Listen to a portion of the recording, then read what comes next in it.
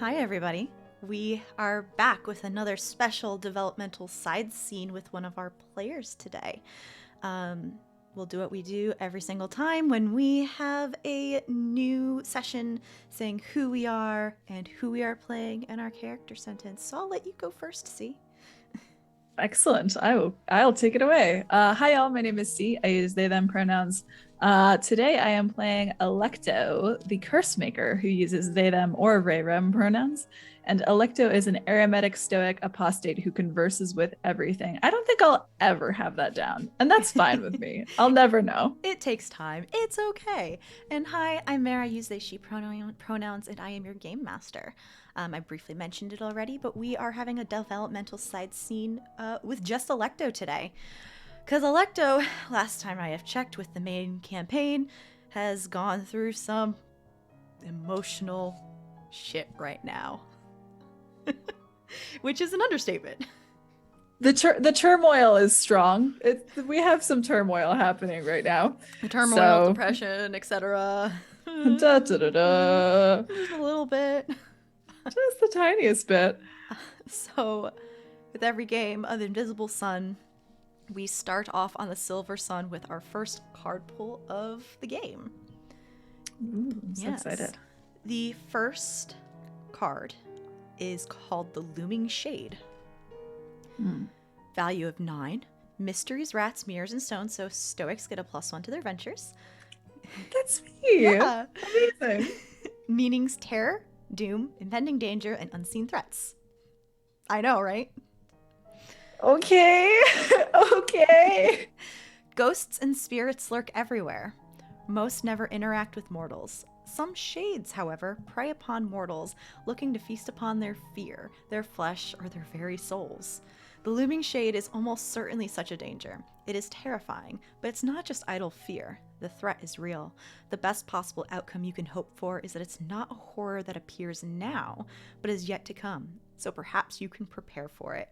But readying for the unseen is always difficult. Even forewarned, how do you expect the unexpected? Gray magic is enhanced and indigo is hindered.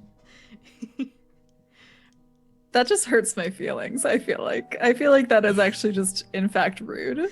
The deck, as always, stacks itself. So, Alecto, you have gone through a very difficult several days, and from what I've understood, you have not taken it well. Do you want to give us a little bit of a synopsis, what you've been doing, maybe who you've been avoiding in the downtime? Oh, yeah. Alecto has been avoiding everyone, in fact, and has taken it so far as to kind of shirk the plan that the party made to just, they're not sticking around to anyone.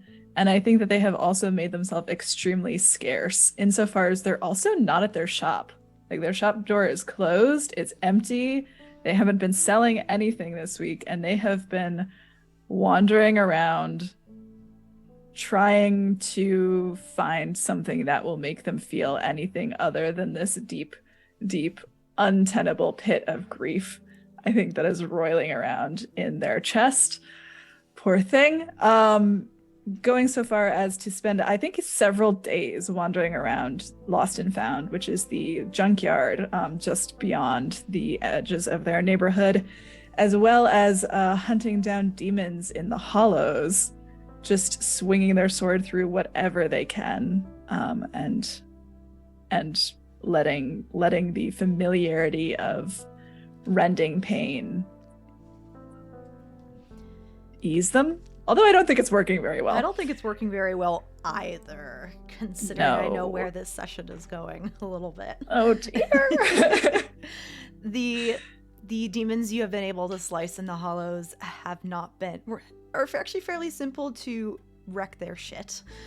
It doesn't seem like there has been any large assault since you and the rest of the party took care of last time when Avelia was there. You do... Well, if you are looking past your grief a little bit, you would notice that you are being watched by the residents of the Hollows, like some of the ceramic-made Hollow folk, as well as some people that are just very nicely watching you at the edge of your vision. But none of them interact unless you go to interact with them, but yeah, I didn't think so. Nope. The misunderstood beast is tromping through the streets of the Hollows, maybe helping people, but also absolutely wrecking shit. And not sticking around for too long. Mm. Um, However, the demons in the hollows are kind of not there as often. So it's quickly apparent that their numbers are dwindling and they are either on a pause for retreating or something along those lines. What is your game plan from here on out? Alecto needs to feel something. And right now, I think the only thing they know how to feel is the familiarity of shadow, in a way, and the familiarity of using their sword, the familiarity of fighting something, like making their heart beat to remind themselves that they are alive. And so I think they are wandering around Satyrine looking for a fight, like straight up just wandering around, not going back to their shop, not going to Rafi's, not going to any of the parties, avoiding those neighborhoods completely, looking for a fight. So one of these days, you take the train out of the hollows to go to other districts. There are a total of 17 districts in Satyrine, all separated by these large swaths of destroyed city called the Ruined Expanses. And somehow, one way or another, you are reminded of a district called the Undersling, which is basically where the strongest and the rough and tumbliest go to hang out, buy weapons, train physically, and fight. It Yeah. is a neighborhood that you need to be tough to live there or go there. And this district is located under the Temple District, called the Confederacy of Cloisters. So you would need to take the longest train ride to the southernmost part of Satyrine to get there. Perhaps worth it, though. How do you spend your train ride? As these other Visley and Nons and other people, other citizens of the City of Truth and Notions are making the same way you are, though probably for a much different reason. Hmm. Alecto hasn't allowed themselves a lot of time to stop and think because the moment that they start to stop and think, the grief comes back. And I think it does on the train too. I think they're like way in the back, like settled into a train seat that is all their own, because they are looming and gigantic and terrifying and have a sword strapped to their back. So I don't know if anyone would have the guts to sit next to them. So they're in the back by themselves and they're looking out, following the train line south. And their mind, I think, starts to wander despite all of their reservations to the point where they're thinking about the little amulet and the quote long ride south, thinking about like what lies beyond the undersling, thinking about Kitten, oddly, like thinking about all of the little threads that they've been chasing and chasing and chasing, which all somehow lead back to the grief-stricken and sad and loving and regretful expression on Anya's face right before she disappeared. This train rides through the same area that was talked about from Lillian, that little intersection between 4 different districts. You have no clue where her parents' workplace is in there, but it's somewhere amidst all those tumbled, ruined buildings and rock just littered everywhere. And every once in a while, outside the window, if you do look, sometimes there's movement, sometimes eyes, or once again, the crumbling of a building as the momentum of the train flies by. But eventually, you end up in the Confederacies of Cloisters district, which it's also known as the CC, and where religions and beings, gods, if there are gods, if you can call them gods, are worshipped.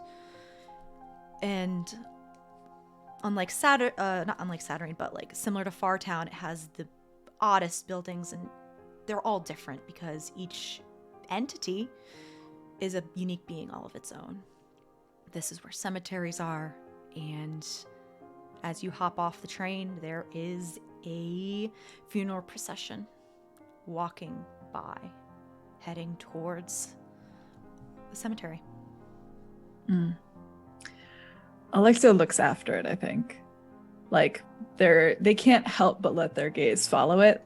The like sound, I think, of the shuffling of the mourners as they process, like draws them in a really sharp way. To the point where I think they like actually like stop on the platform, maybe like causing a bit of a traffic disturbance as they like stare off at the funeral procession. And they are reminded that they didn't get to attend Anya's funeral. They weren't allowed to do so. And they consider whether or not this is their own form of grief and if this is their own funeral for her. As I think, as you know, as the funeral procession finally goes out of sight, they move along. Down these streets, on one side there is a large pointed yellow tower made of stone, and then another church made of black onyx, a black onyx cathedral, which you would know as something called the Church of Midnight. Past all these, there is a very large staircase that leads down to the district called the Undersling, which you are heading. It is wide, much wider than you, at least 5 of you, shoulder to shoulder, and more than 3 times your height as it leads underneath the earth. As you enter and go down into this dark recess and cavern, you open up into this huge underground cave, and stretches before you the Undersling, illuminating the darkness. And this district is large, at least what it seems to you, though it is one of the smaller districts.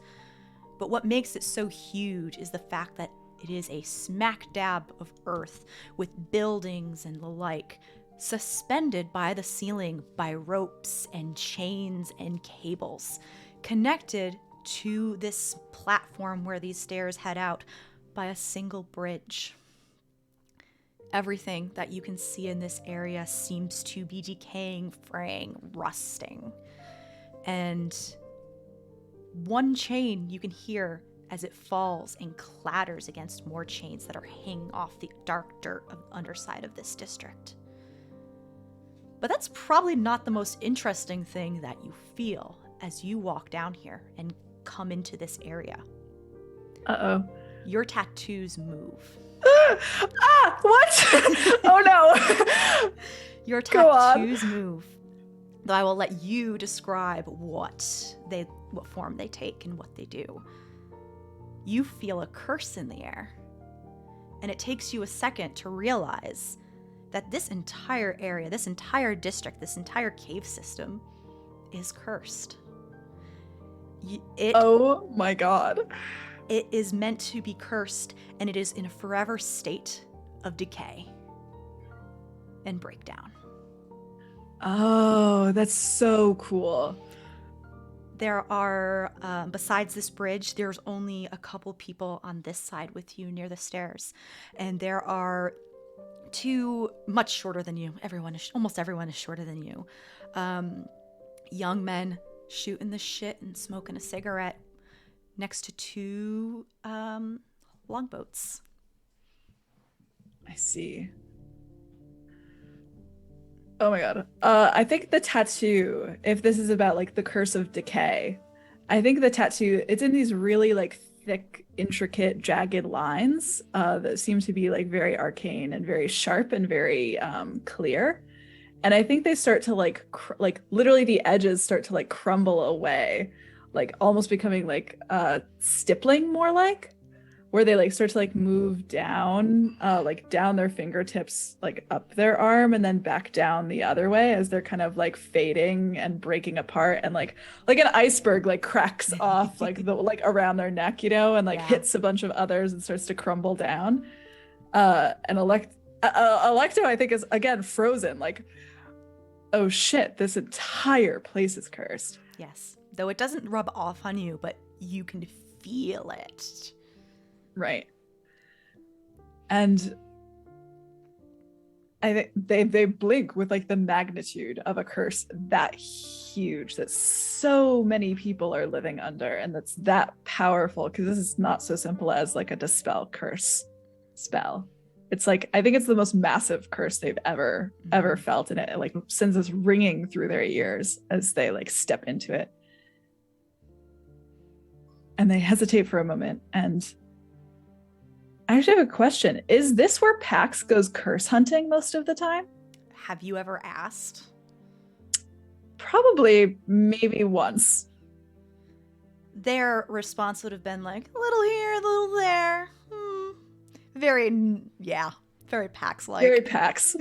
Very Pax-like. I would not be surprised if this is where they spend their time. Alecto will start to make for that one single bridge then.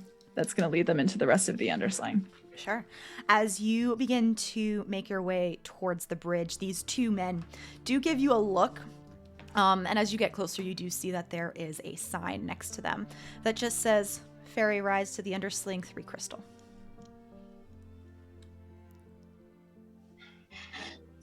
Can I tell why I would need a ferry ride specifically, or can I go across the bridge? You can go across the bridge, but I'm just going to give this to you because it's kind of very obvious. The bridge, one, is under a constant state of decay as well, and you can tell that on both sides from where you are and under the undersling are the remnants of old bridges after they have fallen.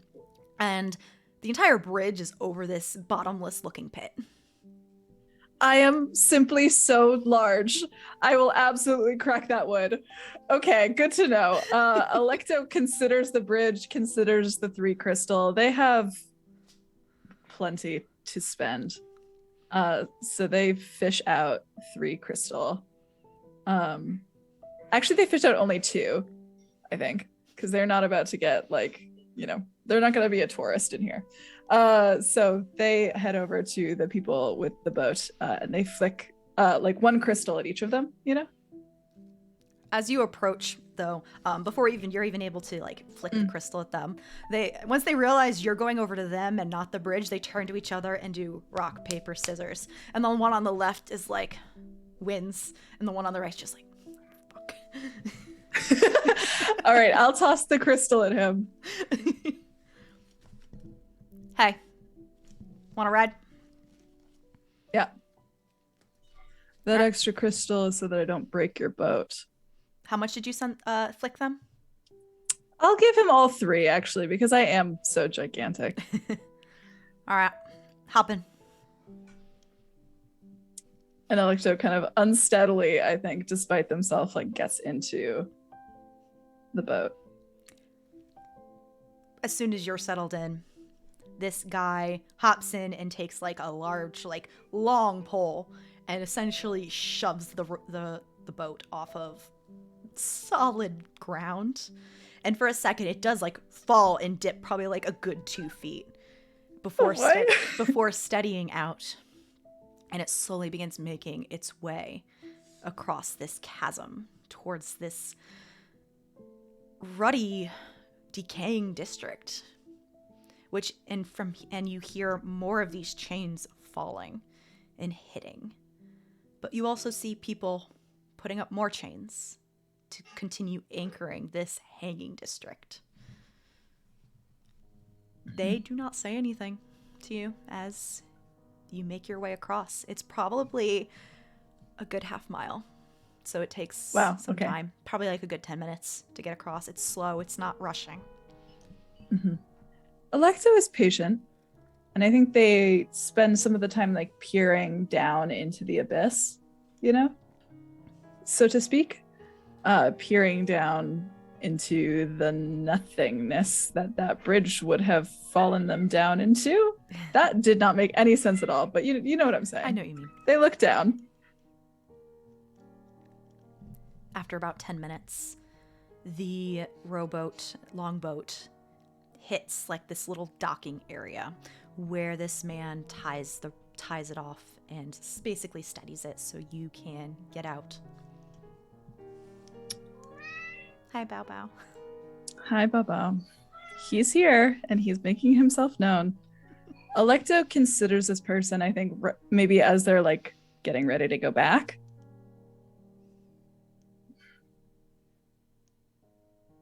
If I'm looking for trouble, which way would you point me? The whole damn district. You looking for something specific? And Alecto, I think, just kind of like reaches over and like touches the hilt of their sword. You want something organized? Because you can pick a fight with any damn person down here. I'd prefer something a little more organized than beating people up on the street. Well, there's a circuit of fighting competitions down here. You might want to start at Cadavers. Cadavers. Where's that? They kind of like stand up, look up, see where like he docked basically, just to get like a lay of the streets and such, before pointing off. My map is not moving. Before pointing at basically the street right to the right of where you're docked. Probably go like 3/4 down the street and take a left. Alecto gives him another crystal, I think. Like just kind of tosses it and heads down that street.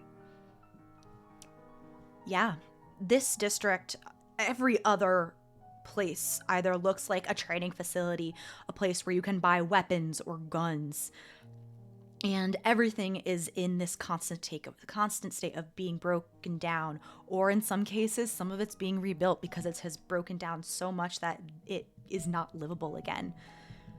Oddly enough, though, and there's also a lot of people here with weapons and guns on their hips. Like, you do not look out of place even with your size and your intimidation.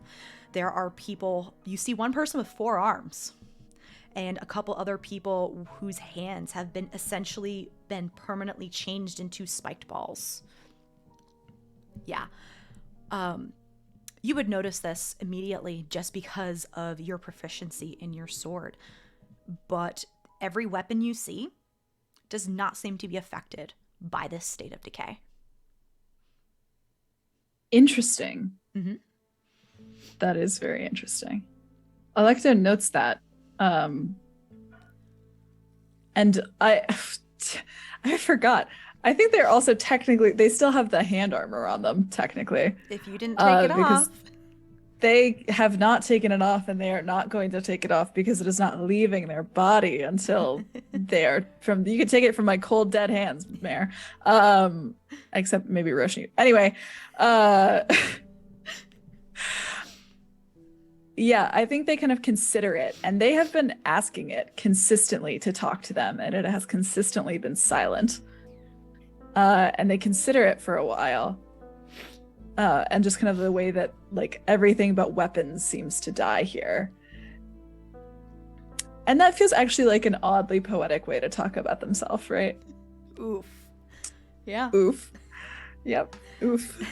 as they keep making their way down the street. Yeah. As you make your way down the street, you down one row of streets. Like actually the street probably right before where you were told to turn.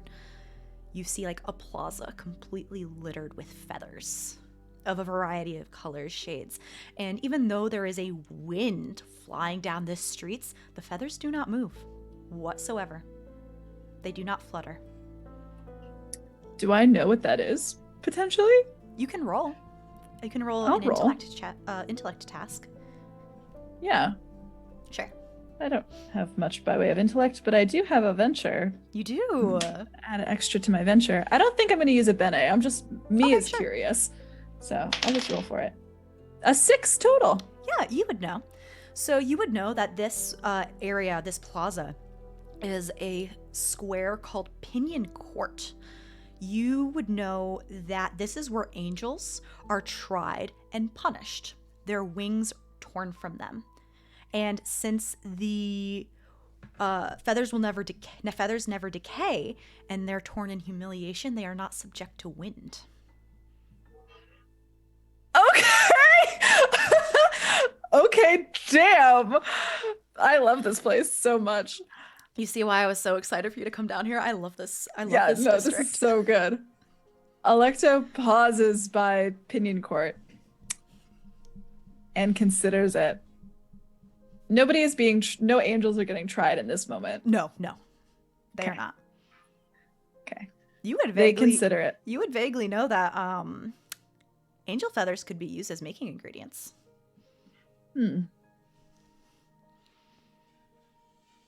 I think like the thought like kind of goes past Alecto's mind, but it's in the direction of Anya told them that, so it hurts again. Ow. And they so it hurts again. And they just shake them, like they're just like, I need to stop thinking. I need to stop thinking about her. I need to not be thinking about her anymore. And they keep trying to find Cadaver. Yeah. There is essentially, when you turn down that left street, there is a bar with a sign called Cadavers. The S is essentially half falling off. And it's just a wooden board, wooden letters, just maybe like darkened a little bit with ink, just so it can stand out against wood on wood. And you can actually hear the sounds of swordplay on the inside right now. Beautiful. Beautiful. That's my house now. That's where I'm gonna go live now. Alecto makes for the door. Plain and simple. And I think before they get in, and probably at some point on the way here, they cast their favorite spell, and my favorite spell, Myrmidon's Strength, which gives me great strength in combat. I think it, like, almost naturally, whenever they unsheath their sword, I think the spell just kind of, like, rings off the blade as they draw it, and they head inside. Yeah, so it's actually it's not super packed, but it's definitely busy. From your height, you can see at the very far back, it looks like there is a space set out for fighting. Like it's not like a cage match or anything. You can't tell on the ground or anything, but it's definitely an area that is marked off. Hey, this is the ring, and this is the spot where you should step outside if you don't want to get hit in friendly fire. There's a couple tables and a large counter off to the left which looks like a bar. And in the far back, you can also see like names and lineups and such, like who's fighting who. You get a couple side eyes, interesting like looks, and like a couple people whisper as you walk in because you're big, you're intimidating, you have a sword. All of these things are true. I love this character so much. Oh my god, I'm like, this is so good. This is what they were meant for. Yep, Alecto is big. They have a cool mask and they have a sword. And they are looking for the bookie that is going to get them on that wall of names. All right, you want to roll me a perception test to see if you can find this bookie? Absolutely. Wow, okay, a 9. Yeah. Yeah, it's pretty simple because it seems like there's already a handful of people around this person. Not all the way towards the back, but probably like at a table that has a good view of the ring as well as the board. They have a book in their hand, which they are writing down, familiar white hair with rune tattoos, a cigarette hanging out of his mouth. You oh my God. recognize Emery Haven, Eleanor's brother, as he's nope. Okay, so you got 7 crystal. Okay, that's a really shitty bet, but okay, it's your money, whatever you want to do. And he's taking crystals, taking names, and writing stuff in this book. Oh, accounting. It's darling. accounting. Accounting. It's accounting. He's an accountant. I love this for him. And I love this for me.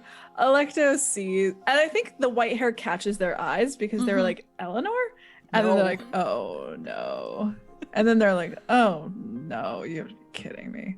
Like, even when I'm trying to beat the shit out of someone, it's okay, well, let us try. And Alecto, I think, pushes forward through the crowd, not waiting their turn in line. I think they just approach Emery. Hey, watch it. Never mind. Like, there's one or two like that. Most of them, like, shove you back, like, forcibly. It's like trying to shove. It's like a fly trying to shove an ox. They don't even.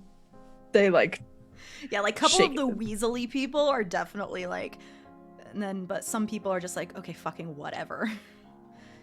It's like a hit or miss, like, whether you get pushback or not with some of these people. Mm-hmm. And Alecto kind of corners Emery with their presence, I think. And they look down through the slits of their owl mask. It takes him a second because he's finishing up a bet and, like, taking money from someone else before he looks up, looks at you, and then does a double take. Hey, you! What are you doing here? I want to get on the board. Don't you have other shit to do?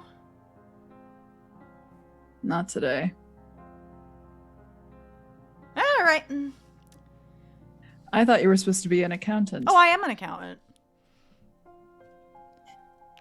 Don't tell Eleanor I was here. Don't tell Eleanor I work here. Then we seem to have a deal. Can you Cool. get me on the board? Can you win me some money? What do you think? He just gives you a shit-eating grin. All right,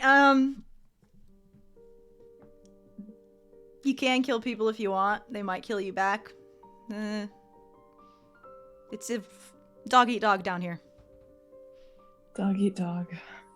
Fine, as long as we both know what the stakes are. Yeah. How many fights you want tonight? If you can handle another fight. We've got some tough cookies down here. I know you're all big and you're strong, but like I said, we got some big heavy hitters down here. Put me in until I'm done. All right. You got a specific name you want to be called down here?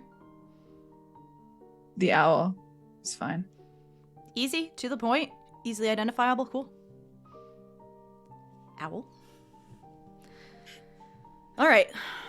You will go against probably like an hour against Pike first. Fine.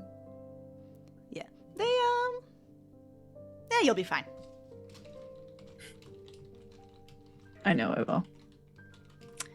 And Alecto slinks off to a corner where they can watch some of the other matches and wait. Sure. You see basically a lot of the people that are watching are kind of congregated on one side of the establishment, while the people who are actually seem to be fighting are like on the other side of the fighting area. And when you get closer, there is probably like just like 2 inches of wood like laid into the ground in a crude circle for where the arena is. There's plenty of stains everywhere, not even just delightful. Just not even in the arena. Several bullet holes that you can see in the walls and such like that. It does not look like there's any medical staff. So there is no medical staff. Cool. Cool. Love that for us. Love that for me personally. I love that for me. Yeah. A couple notable figures that you can see is one person that is fighting in the ring right now is super short, kind of like has like a hard dark brown carapace around them, kind of almost similar to like an armadillo shell. Contradicted by their opponent, which is ridiculously taller than you, and she is moving with a fluid grace. Yes, taller than you. She has the skin of bark-like texture, which almost looks like is charcoal cracking and forming with horns that go back into like this twiggy hair and hoofed feet and a long tail. She's not wearing any clothes that you can see, but she's obviously not human or anything along those lines. Very bright, hot pink eyes, and whenever this other person like hits at her, it sounds like the sound of like a weapon hitting bark could be heard. But these two are fighting, and she seems to just be letting the fight play out as she moves. Interesting. And this is exactly, I think, what Alecto was looking for. They have the brain of a knight. That's where they went in Shadow. They went to be a knight and fight. So when they can like turn off their mind and watch battle and watch bloodshed, they don't think about anything else. They can like focus on just this one thing. And I think they do watch. They take in this person with like the bark-like skin. Is she like very clearly holding back? Yes. Her weapon of choice is a long saber. No hilt. She's using it one-handed. Okay. It's also made out of the hilt seems to be made out of the same material her skin is, and the blade is interchanged with this bright pink material and this bark. Mm-hmm. Wicked sharp still, as she does occasionally slice into her opponent. Mm-hmm. Mm-hmm. Alecto watches her very carefully, and tries to like looking at the board, in the back to figure out who's fighting right now to see if they can pull out who she is specifically. Mm-hmm. Yeah. So they do cross off the names when the fight is done for the night. So the one that is in order that is not crossed off right now says Palace versus Varel. And this person is Varel? You can't tell. Okay. I will wait till the match is over to see who takes it and to see who this person is. Yes. The fight's probably done when you start watching in less than 10 minutes. Fights... it was a long fight. Let's put it that way. Because fighting is hard. If you don't cut people down, you're wasting more energy. But it seemed that Varel was letting it run long on purpose. And Varel was the winner. Mm-hmm. She does not kill her opponent. Mm-hmm.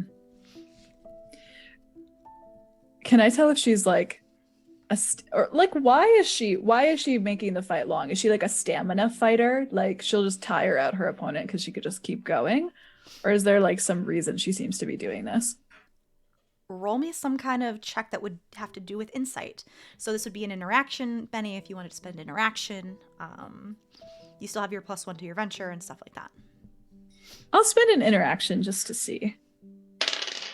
Wow, I'm rolling really well at 11. Oh, wow. Total. Yeah. Yep. Yeah, so you rolled a 9. Yep, 9 + 2. She doesn't seem to... You've only seen one fight so far. But with this opponent specifically, it seemed like she was lost in her own thoughts.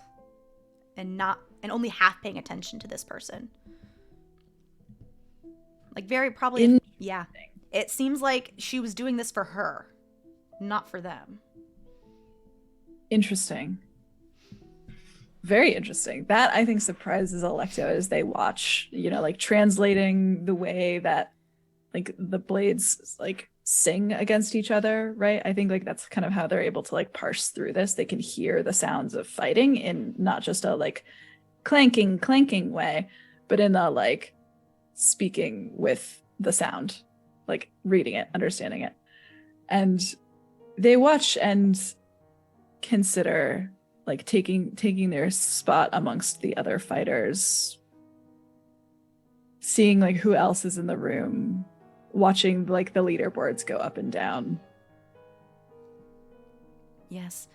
The person that Varel was fighting, Paulus, with this armadillo-like shell, walks off to a corner, thoroughly beaten, and actually orders a pint. and she begins shooting the shit with some friends, assumedly. While Varel goes off into a corner towards as far the back because she's really tall and takes a seat where she sits extremely still and watches the upcoming fights. I watch her out of the corner of one eye, and I watch the rest of the fights as they go on. Yeah. She is watching intently the other fights.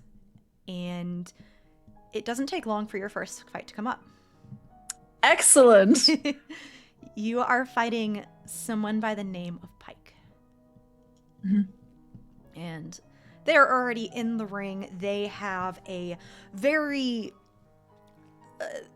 they've got like just like a hammer, and their hair is like literal spikes. Like, not cylindrical, but like a cone-shaped spikes out of their head. As they just kind of like swing their hammer around.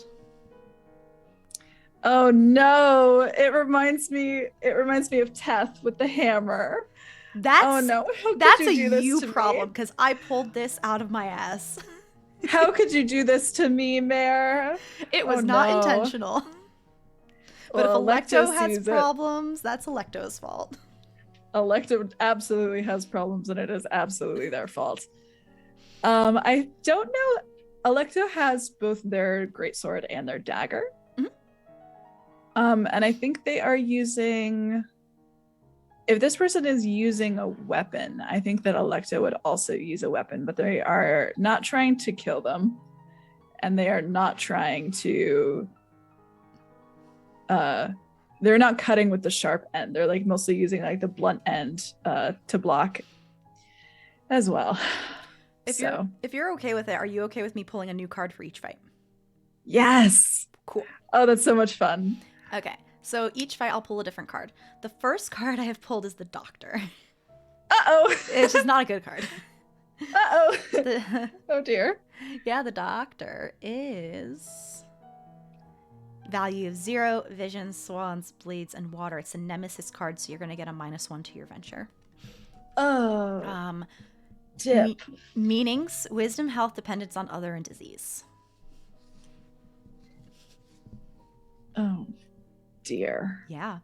But you casted Myrmidon's Strength on yourself, which is by all means cool to fight. It's cool down here. You would know just in general, and kind of like the vibe that you're getting from people in general.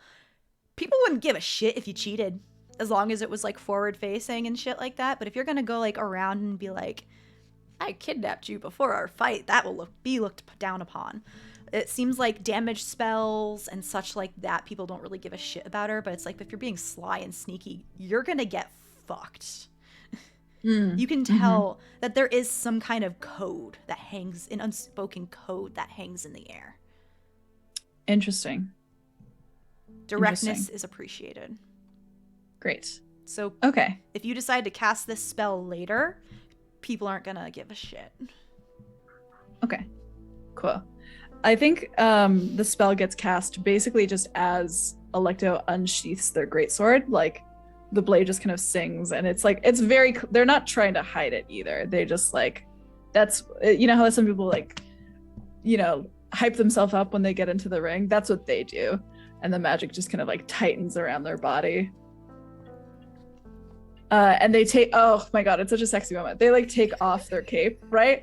They... Listen, Variel, they understand the inherent homoeroticism of fighting with very little clothes on.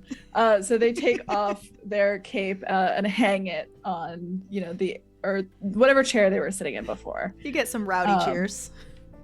Oh, thank you. I ignore them completely. C is like, hell yeah. I'm like, oh yeah. And I think like all like down their back, like their entire torso, both of their arms are have this like perpetually cracking and crumbling landscape of tattoos that I think no longer even look like the arcane runes, and they're like shifting all over their body as Alecto like comes into the ring against Pike. And is it like a ding ding situation, or is it just like once we're ready we just go? Emery is actually also kind of acting as the referee, quote unquote. Oh my god, I love this for them. Quote unquote. All right, get ready to kick each other's ass as soon as I'm out of the ring. And he gives you a wink as he steps out of the ring. Mm-hmm. Yep. Alecto goes for it, and I think this minus to their venture is because all of the rage and all of the pain literally explodes out of them. Like the Myrmidon strength like suffuses them, and then it's like somebody like pulled the thread and the whole thing starts to untether, right? Where they just like swing with like they gouge the fucking floor, right? Oof. As they like swing the sword the first time. And just it's all out. It's all in. So, what do you need me to roll? So instead of doing like actually running combat, like round and round and round, we'll roll like 1 or 2 rolls to see how you fare against them, and I'll ask you like to roll like a dodge defense to dodge attacks as well. So roll me a roll to see how it goes. Okay, can do. I have level 2 for my greatsword, and my spell gives me extra damage. So I don't know if we'll. So you have a -1 to your roll because of the venture. Do you want to add accuracy or anything along those lines to increase your venture? Do I have to say before I roll? You do. Ugh. Yeah. Sorry, everything needs to be done before you roll in this game. Yeah, I think I will. Okay, so you can spend an accuracy to put it at a flat +2. Great. Off we go. Okay, not bad. That is a 6 + 2 is 8. Yeah. That took me way longer than I did finish. So you come out heavy. Before we go into that part, the next part, I want you to roll a dodge defense roll. Okay. Does withstand, my levels in withstand, help me there? No. Okay. The equivalent would be like a dex versus con save, quote unquote, roughly. Yeah. Understood. Is there any bene that I could add to that? Well, actually, I think it's fine. You can use movement if you want, but last time I checked, you wanted to look like shit. Okay, and I do because I rolled a fucking 0.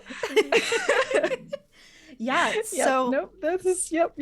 On one hand, okay, you are gonna be doing a walloping, but on the other hand, Pike is also doing a walloping as he comes in heavy and hard, aiming for your head essentially with this hammer, which actually gets bigger as the distance is shrinking. So this small little like a small hammer like this big gets bigger before it hits you.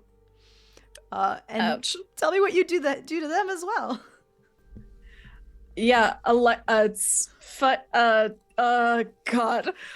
I mean, Alecto swings with, it's like 2 unstoppable forces and 2 unmovable objects like hitting and smashing into each other. I'm sure that is like what it sounds like, and that's what it sounds like in Alecto's mind too, is this like the roar of their blade, which I think in their mind sounds like somebody. It's somewhere between like a high-pitched song and a high-pitched scream is the sound that like comes out of their greatsword. Oh yeah, it's fucked up. So that's just what's going through their mind. And then there's the second like scream of pain as this huge they just catch the entire hammer with their entire body. Oh, right? Yeah. And like but if they get like home run smashed backwards, like they like skid on the floor, right? And then they just like pull themselves up with their sword and just fucking go again. Like as many times as it takes, they do not stop. And they do just take an absolutely brutal beating because they are not thinking about defense. They are only thinking about attack. All right. And so are my dice, apparently. So we'll do another roll. You're going to make a dodge defense roll and an attack roll. Great. Okay. Wow, that's another 8 for an attack. Holy shit, yeah. And a 4 on dodge defense. Okay, so once again, you are able to come in walloping on this, I would say poor soul, but they know what they're getting into when they stepped into this ring and into the undersling in general. However, this time you are able to dodge this hammer, but you don't dodge the other part of the attack, which is basically them laying their head down and basically skewering you a bit with their spikes coming out of their head. Oh, horrible. Yes. And your attack.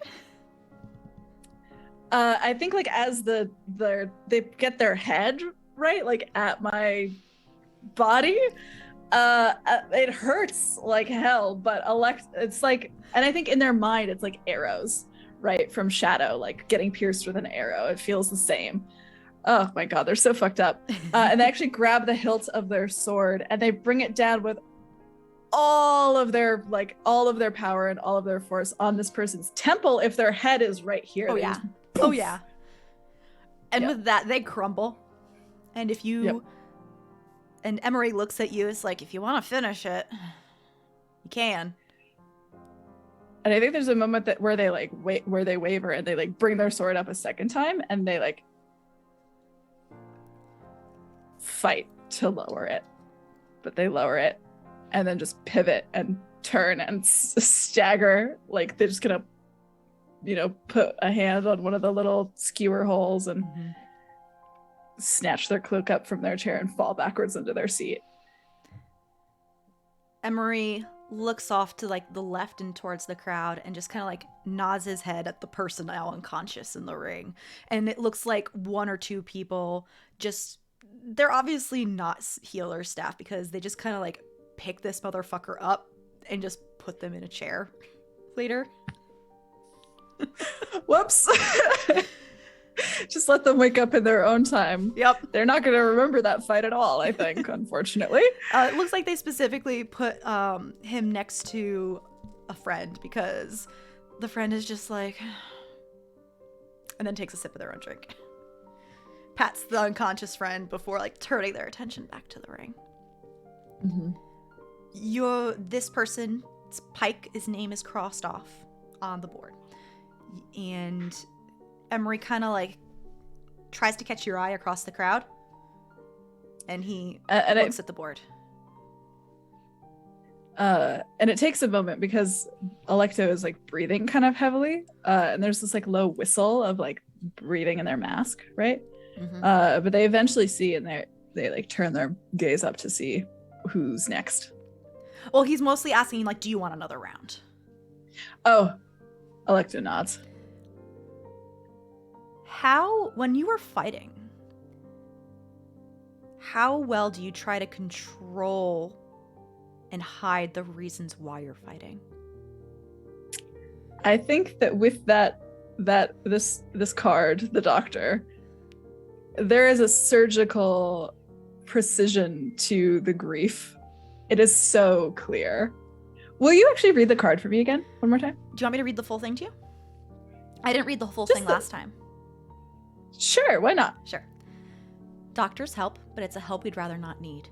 No one wants to see a doctor. We only see them if something's gone wrong, frighteningly wrong. They have knowledge, perhaps secret knowledge, and an insight few can match, but these are secrets about disease and death. Can one delve so deeply into such topics and not come out affected? The doctor is the nemesis of the Visions family. This enigmatic, genderless figure is a harbinger of illness and plague, but the possibly of succor or even remedy from the disease they foretell. There is an inherent contradiction to the doctor then. They are the hero that we really do not want. Oh no. So yeah, it's totally clear that deep insight that Alecto, and yes, that whole card, yes. And it is very clear why Alecto is doing this. I think even to like Emery, who doesn't really know anything about Alecto or really anything that's going on, it is clear that Alecto is doing this because they're grieving and they are so lost and they're so full of despair and self-loathing and viciousness. So after you nod to him, he goes to write your name on the board again and skips a couple open spots of other people that are waiting to, like, the next person that wins is going to go in this spot, and it's just kind of going chronological. And he skips a couple open spots and writes your name directly next to Varel's. Oh dear. Alecto watches him, but I don't think they have the wherewithal to really wonder about it too hard. But eventually they do kind of look over their shoulder at Varel again. She's also looking at the board. And then when she sees your name written down, she looks at you. She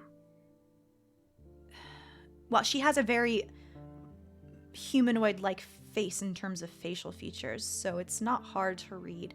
And she's not really hiding it, but her face seems very sad. Is it pity sad or is it just sad? It's just sad. It's not pity.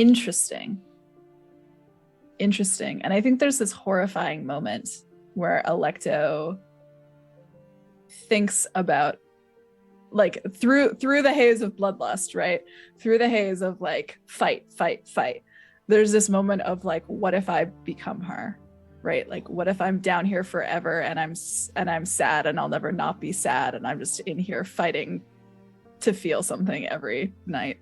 And they kind of like look back at their sword and shake the thought off and just kind of like wipe the little bit of blood off the hilt of their sword from where they clocked Pike. The other fights go. They come and they go. A bunch of people win, bunch of people lose. There is one death. It happens, and sucks to suck for that guy. Ouch. Yep. But your fight does come up with Varel, where I have pulled a second card for you. Oh boy. I have pulled the Eternal Mountain. Value 4, Vision, Swans, Blades, and Water. Meanings: unchanging, solitude, memory, eternal, and long life. The mountain stands alone and unchanging. It always has and always will. Some find this compelling, others terrifying. The mountain sees all and never forgets what it has seen. Eternal Mountain is the location card of the Visions family. Green magic is enhanced and pale is hindered. Ooh. Let's see. Okay. Have any green magic? I thought that Murmured Strength was green, but it is gold. I do have green magic though. Yeah. Gold is transformation because you're buffing yourself up. Yep. Oh, beautiful. Yeah. Love it. Yeah, gold is change and transformation.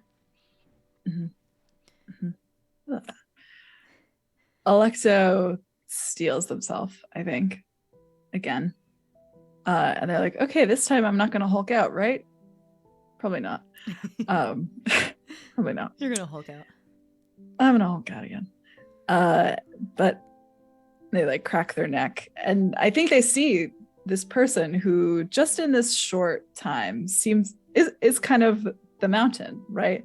This solid unchangingness that Alecto is afraid of. And there's this moment where they're afraid of being her, or that they will never change from their own mountain too. Where did my green card go? It's fine. It's fine. This idea that they could never change from being this person who's here right now crosses their mind. As soon as the next fight, yours, comes up, Varel does stand and slowly weave her way through the crowd and step into the ring next to Emery. And Alecto does as well. And I think Emery barely gets out of the ring before Alecto just unleashes all of their shit. Like barely. You didn't even let him say, hey, once I'm out of the fucking ring, go. Right. They just kind of like, as soon as he even just like moves away, like probably not even out of the ring yet, they just go. All right. And they're just going. Roll me your roll. Roll me the roll. Okay. That is going to be and I'm no longer hindered, correct? Correct. Okay, so that is a 7 total. And for should I do my dodge as well? No. Or should we wait? Oh, okay. She blocks only. She does not Oh retaliate dear. against you, so you do not need to roll a dodge defense roll. You describe to me what happens as Varel parries your attacks. You are able to get a small one in every once in a while, but she is mostly just letting you wallop. Oh my god. It's like this ocean wave, just like constantly like crashing and crashing and crashing and crashing and crashing. And every time like they come back, it's only like it gets stronger every time. Like they keep walloping and the frustration builds because it's this mountain, it's this unchanging thing. They can't get a real hit in. Mm-hmm. They can't they can't do it. And I think like they just kind of like poof back to this like sudden moment of being like 16 in shadow, right? A like young knight in training, trying to do this sword demonstration like with their like swordplay teacher, right? And just like not being able to get a single hit in on this woman, right? And they're like back there for a moment and then they're here again, right? And they like are in this like horrible bar, right? Just like trying to get all of this grief out and trying to comprehend the fact that this is not working. This is not how you grieve. This is not helping them. And they're getting more and more frustrated as they realize that they're not doing anything and it's not helping. As you said, she is this mountain. She is parrying away your attacks, easily pushing them away. She is deceptively strong, though her arms seem to be made nothing more than like small branches. As she pushes you, and she doesn't move a lot either. It's mostly maybe like a step backward every once in a while against your assault. But as she parries once or twice, she pushes you back as well to give her back more room and not being pushed out of the ring. And after what seems like a very, very long time, and she's watching you with these sad, sad pink eyes, make me a dodge defense roll. Okay. I'm so excited about this. I have an idea too. Oh my god. Okay, a 2. Oh no. No, sweetheart. Oh, Alecto. The dice know. They just know. One of these parries, I actually want you to make a might, like not might, that's cipher system. The equivalent of your withstand, basically. Okay. Yeah. I can do that. I actually have a level in that too. Okay. Would that be with physicality? Yeah. Use physicality if okay. you'd like to. I have a level in that, and I'm kind of interested to see what happens, so I'm not going to use a bene. Okay. But I will roll. What'd you roll? A 0 plus 1. You lose your grip on your sword. Ah! And it flies and clatters on this wood floor, only barely covered with the thinnest layer of sand, which is not sand colored most of the time. It is mostly red and brown and gross, and it flies out of your hand as she knocks your sword away with her saber and kicks you onto your back. I think as Alecto like falls, they also I think they clip themselves in the face a little bit too, like as the sword goes back, because they're so desperately trying to hold on to it that they I think they like wrench part of their mask up, right? So there's like they reveal for like half a moment like one like their blue eye, which I think has been crying, right? Like underneath the mask. For a moment as like both their mask and their sword kind of go like skittering away. And they're on their back. And you're breathing heavily. Yeah. Your vision is quickly filled with this woman that you know to be Varel, and she is actually holding a hand out to you. Alecto considers punching her. I think nothing is stopping you from punching her. I know, it's only me. And there's this clear terror I think, in their face. Not of being afraid of her, but being far more afraid of themselves. As they like look from her hand to her face. Do you want to get a read on her? Yeah, I totally do. Okay. Yeah. How do I do that? Should I spend my interaction? It'll be an interaction, yes. Okay, I'll spend a bene because I'm interested. Okay. Very, very interested. I'm out here rolling zeros only. 0 + 1. Throw those away. I'm using the other ones now. No more dice. We were having fun, but we're not having fun anymore. You can't really tell based off other than what I told you before. She is emanating sadness, and throughout the entire fight, it felt tangible. But past that, you cannot tell. Was she also holding back, or was she distracted again? She wasn't distracted, but she was holding back. Yeah, she didn't seem to be lost in her thoughts this time. Alecto, they are a knight at heart still. I don't think they'd punch her. But they do take her hand. Wait, I'm so scared of touching people. It's okay. How long do you hesitate? A long time. After I think there's this like this expression of like, it's not you, it's me. And that like they're not scared of her, they're scared of themselves. And they're like considering her hand. Yeah, if you don't like immediately take it, like within a moment or two, she will actually pull back and step away respectfully. Sorry. And I cough a little bit of blood from that hammer, baby. And they pull themselves up. And the first thing they grab is their mask, which they like pull on very hastily, I think. And they like breathe with their back to her. And then they retrieve their sword. Do you want to keep going?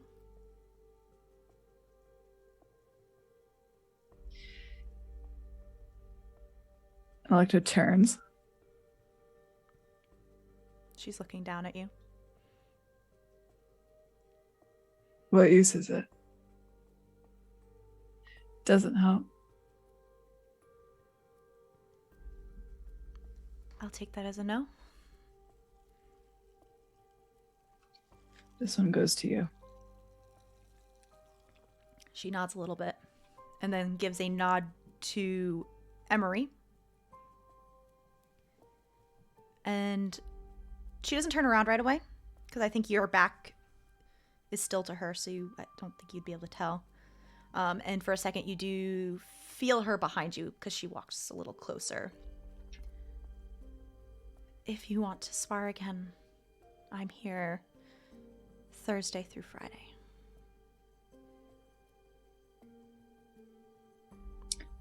And Alecto looks over their shoulder at her. Considering whether that was good or horrible for them, I think. The pink parts of her body, actually, now that you're closer, they pulse a little bit in time with what you can assume to be blood flow or her heartbeat. And I think this question gets the better of them. Like, they're about to leave and not say anything, but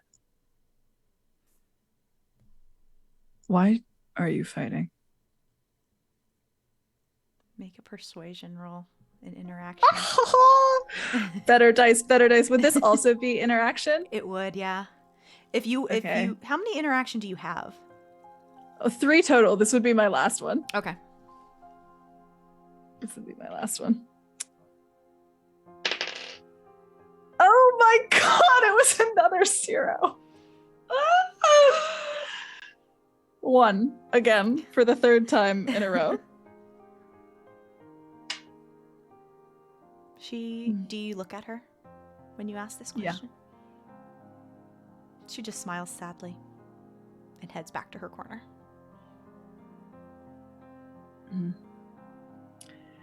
If it's okay with you, I think Alecto like stays here for a while.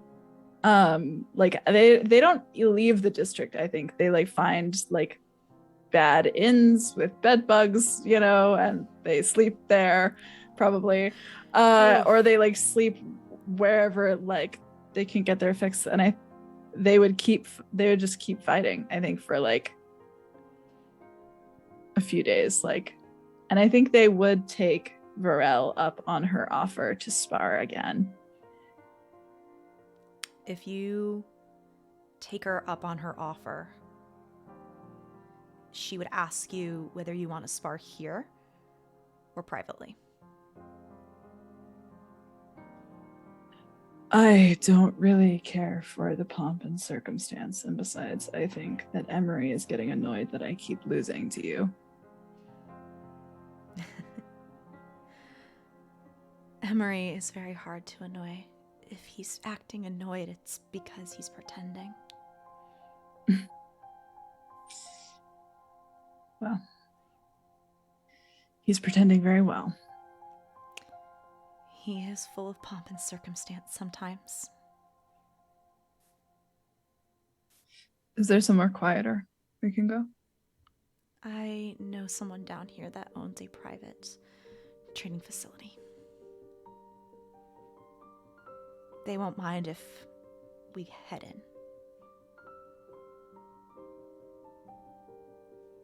And Alecto nods. She'll lead the way down the street, couple streets over, and lead you to a quiet, secluded training building. Weapons are on the walls, all sharp or very heavy looking if they're blunt. Alecto considers them, you know, these like odd false memories, like layering themselves over of being like the castle barracks, right? With like the armory rooms and this woman that they keep thinking of as who like mirrors their old teacher in odd ways that make them feel rather sullen and childish again, but still with so much hurt somehow. And as the two of you enter this area, Varel does put down her sword, leaning it against the wall, and picks up like a smaller one. It's not as long, just as sharp, because after a couple days you would have noticed that your sword is sharper down here. Just in general, it doesn't need the upkeep. The blood is easy to wipe away. Oh my god. Yeah. The decay does not extend to weapons. And that weapon in your hand is almost like a soul, like it comforts you in a way because it's one of the few things on your person that doesn't feel the effects of the curse on this district.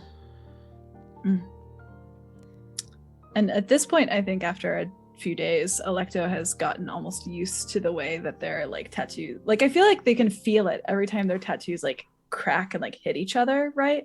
There's these little like pulses, and despite themselves, they like think about Lillian, you know, the like way that her body cracks apart too, and the tattoos that seem to kind of be doing the same thing. Although it's not the splintering of glass, it's this dissolving, this breaking apart of stone, more like, I think.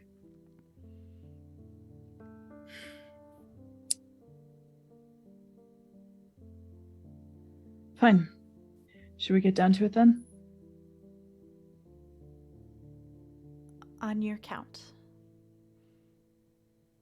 Alecto nods, and after several days in undersling, Alecto, I think, looks pretty, their body is a little torn to shit. Like the hammer thing that they took the first night in Cadavers, it's like this huge bruise, right? That is just kind of like, because they have not seen a healer or a doctor, right? Like there's the little stab, like slices, stab wounds, bonks, bruises, scrapes, cuts from like all the other fights that they've been doing. And just absolutely everything hurts. And they nod. Keeping the mask on still, I think. And they count them in from 3. She leads you off in actually a sparring drill, which probably seems much more familiar. Very familiar. And as you trade blows, she does talk. It doesn't look like you've cleaned yourself since you came down here. There is a washroom in this facility if you want to use it. The clang of weapons echoes. If you think I stink, and they kind of heave their sword, you could just say that. I'm more worried about your wounds getting infections. Everything breaks down here. They swing again. And she Except parries. they swing again. Weapons swing again. And swing again. Grief. And they again, like as hard as they can this time, but I think to no avail. Mm-mm. Are you just gonna keep walloping? If you're gonna wallop, you should probably just hit the training dummy. And Alecto frowns under their mask, you know. And they try to center themselves again. Because they are a really good fighter, but they've been fighting with rage instead of thought. And they're stuck somewhere between being annoyed that she saw right through them, and like knowing that she's right also.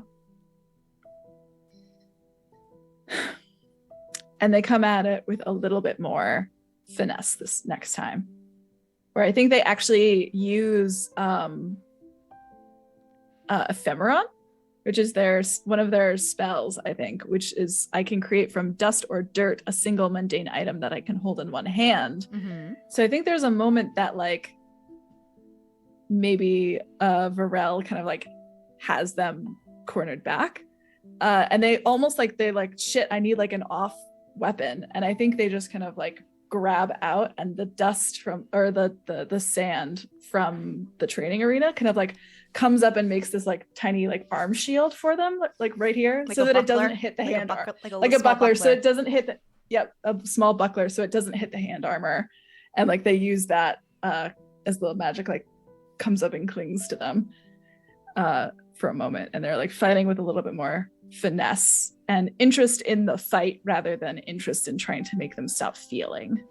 At that, she smiles. And from her side, like her stomach, she kind of like touches it and pulls out a bearing dagger, like from herself. Oh! Alecto goes, oh, we could both... Fine, we can both make stuff. Just a little bit. Do you want to talk about anything? You can say no. Alecto pauses. Physically or just with their mouth? Physically, I think. They kind of like almost like peters out of them the fight, you know, as they pause. She does and they're not hit you. She does not hit you while you pause. Okay, that's what I was expecting. I was like, I don't think she would hit me while I like. She thought about it. Think about it. I'll tell you, she thought about it. Think, like, you know, regard her sort of warily, and they pause. What is there to talk about?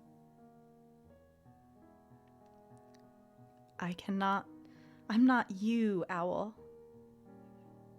I'm just asking if there's anything you wanted to talk about, because I've also fought from rage, so it's not fun. It hurts a lot, so I've been there. And does it ever stop? There's a very long pause. Because you just look so sad all the time. I've stopped fighting from rage. I have friends who stopped fighting from rage. So I know it's possible.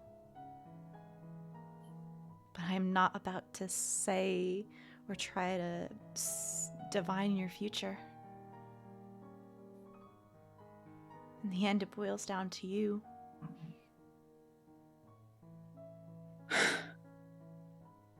Grief feels like a blade that gets sharper every time it cuts. Grief never diminishes. Just how we handle it and our space around it grows, and how we cope with it.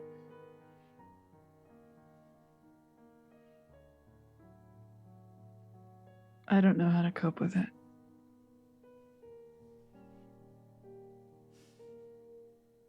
I feel like it's eating me. Do you want suggestions or advice, or just a vent? I need guidance, I think. Do you want to get over your grief?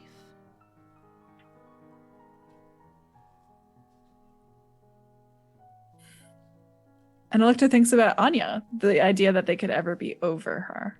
Doesn't feel possible. I don't know.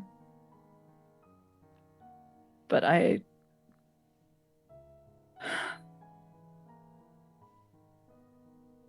I think they take off the owl mask and they look at it. Like they hold it in one of their hands and they like turn it to face them. I want it to stop following me around. I want to know that I'm not just grief and pain and hurt, that I could be something else. I want to be something else. And they think about their friends, about Ishmael and Lillian and Eleanor and Roshni, and about the way that they hurt, but also about the way that they are loved by Alecto somehow. And this idea that maybe they could be loved by them too. Well, how people cope and grow is different for each person. I got over some of my grief by dedicating myself to another cause, another group of people. Surrounding myself better with people and causes that are bigger than me and help others. I can't say what will work for you, but there's a lot of people that can and will help if you ask or look for them.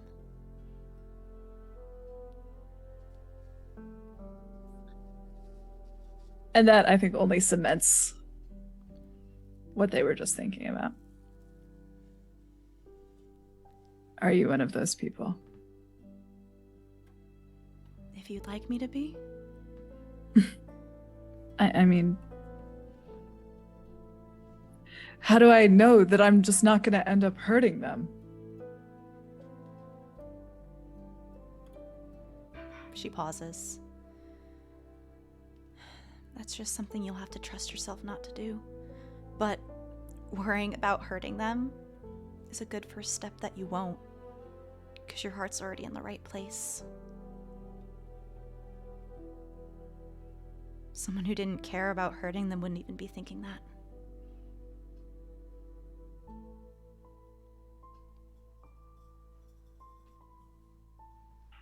And Alecto comes to a decision. To not maybe a decision, but a determination, I think. They like look at the owl mask. And I think they say it out loud and they don't mean to. I'm going to do it right this time. As they look at the owl mask and kind of put it back on top of their head. And look at Varel again. Let's go again. And she will, I'm assuming, appropriately spar with you this time. Yeah. towards the end of, because she said she was down here between Wednesday and Friday. We'll say this is Friday.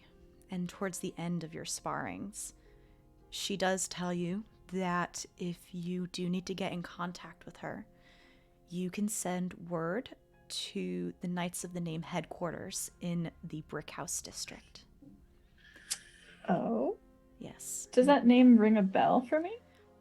They're not also Knights. There's just a ping little goes up in my... Yes, you wouldn't know any specific like details on how they operate. But in general, overall, you would know that the Knights of the Name organization are a group that strive to do good and help people and protect and do the right thing in the actuality.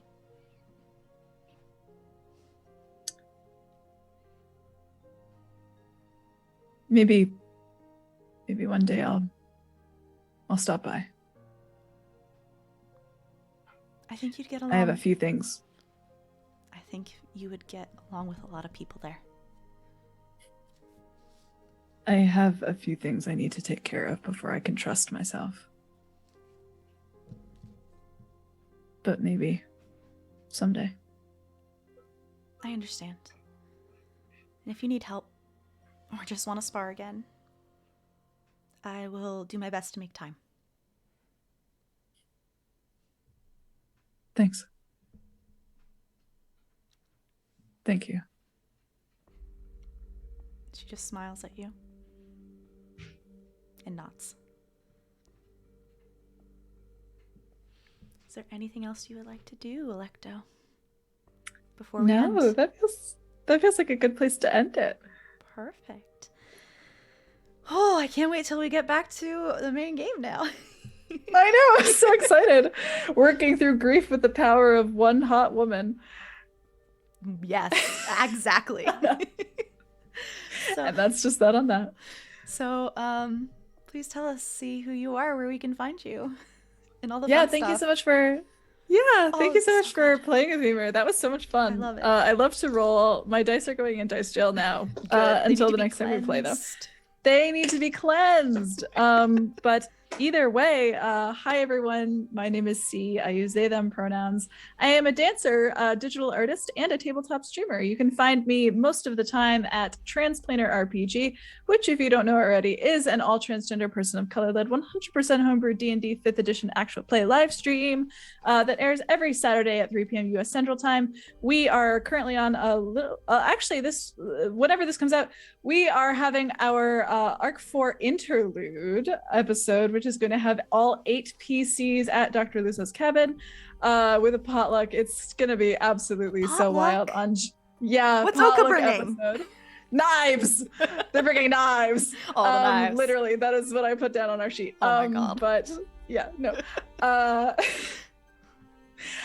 So check that out. It's going to be so much fun. And that is going to be January 15th at 3 p.m. U.S. Central Time. So that's going to be super fun. Tune in, check it out whenever you have the time. And other than that, I stream here and you can find me making trans. I said that already. I'm here. Hello. You're doing great. I'm done. That's it. And hi everybody, I am Mary. You can find me on Twitter at Archmage of Dice. This is my only campaign right now. I'm hoping that something will happen at the beginning of like the first quarter.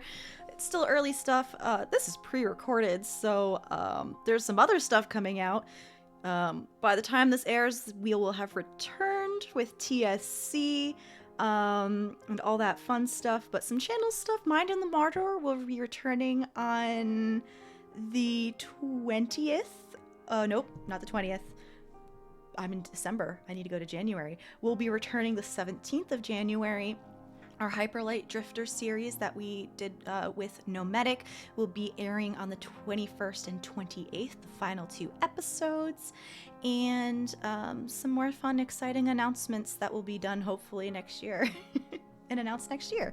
So everybody, this is pre-recording, so we're not going to go raid anyone. I hope you have a lovely, lovely start of your week, and we will see you again with more tears and heartbreak and mysteries with our main campaign. Bye.